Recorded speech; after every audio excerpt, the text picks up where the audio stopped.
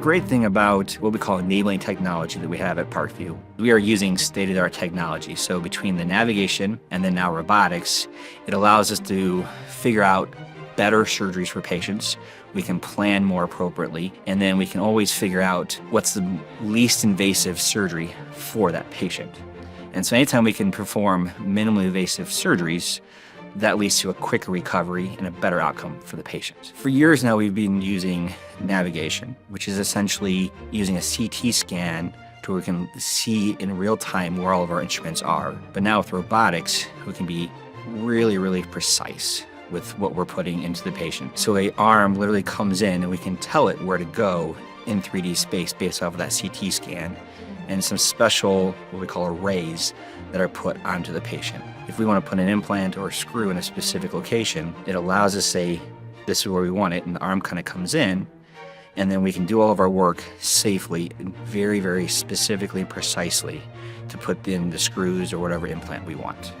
We're able to do that because we place a couple markers either on the patient's skin or into their pelvis, something that's fixed in space. So now we have a point of reference. And so we have special cameras throughout the OR. They're able to track those markers on the patient to the instruments that we're using. And I can take my little marker or my probe and I can move it around, and up on the screen, I can see where that is in real time in relation to the patient's body. And so different instruments I can do to take out bone, to place screws and all that stuff, I know exactly where it is at any point in time.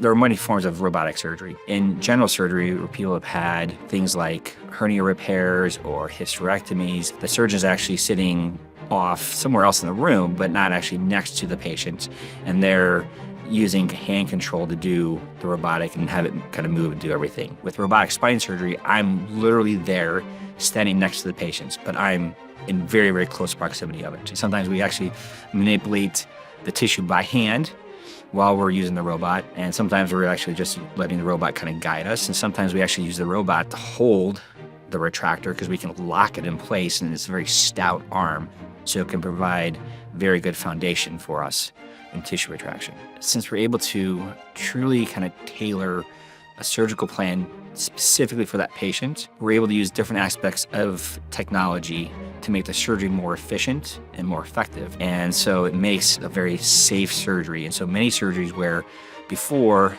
it may be less safe for a patient working around the nerves, and especially if we're working the abdomen and things like that, now through smaller incisions, we don't have to take as many x-rays because I can see exactly where my instruments are. And so with doing that, there's less radiation exposure to the patient. And then when the surgery is more efficient, that means the surgical time is less.